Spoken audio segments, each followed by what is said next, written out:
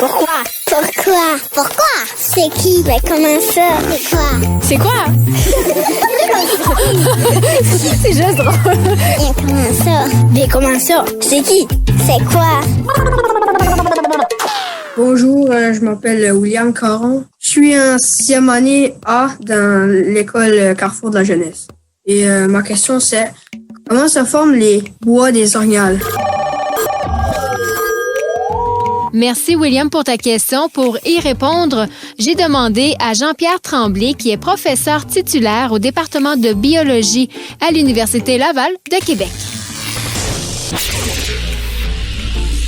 En commençant, est-ce que tu sais que le panache de l'orignal est l'os qui se développe le plus rapidement chez les mammifères? C'est aussi le seul organe chez les mammifères, donc le seul os qui peut repousser après qu'il soit tombé. Donc c'est un os, le panache, qu'il faut pas confondre avec les cornes, par exemple, qu'on va trouver chez les vaches ou des moutons, des chèvres, qui là vont être formés de kératine comme nos cheveux et nos ongles. Même si des fois on appelle ça des bois, là, ça reste que c'est un os. Donc, comme les autres os de notre corps, le panache est composé de minéraux comme du calcium ou du phosphore.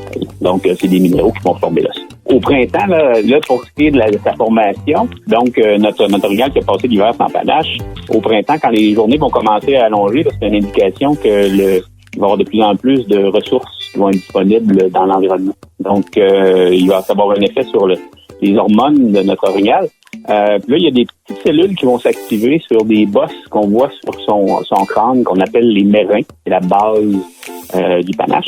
Ces petites cellules-là vont produire de l'os. Vont produire d'autres cellules osseuses qui vont permettre la croissance du panache. Mais cet os-là, pendant un grand bout, pendant tout l'été, en fait, c'est un os qui est un peu mou.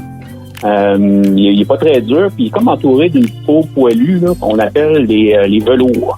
Donc ces velours-là, c'est plein de vaisseaux sanguins qui vont amener les minéraux dans le panache pour supporter là, sa croissance qui est très rapide pendant l'été.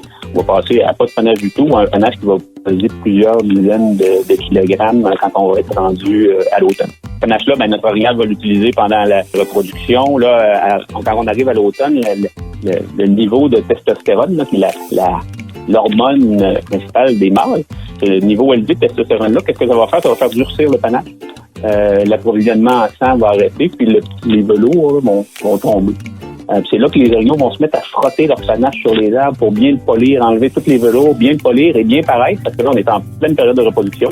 Ils vont utiliser leur panache pour séduire les femelles, pour montrer leur dominance aux autres mâles, et éventuellement comme arme aussi pour des combats entre les mâles là, pour bien établir la dominance puis montrer qui sont les meilleurs mâles pour produire les meilleurs descendants et que les femelles vont essayer de s'accoupler donc avec ces mâles.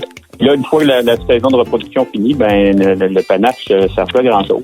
Ça devient un embarras. Donc, il va y avoir des cellules encore là à la base du mérins où je parlais tout à l'heure, là, où le panache pousse. Il va y avoir d'autres cellules qui vont un peu avoir un effet de couper le panache.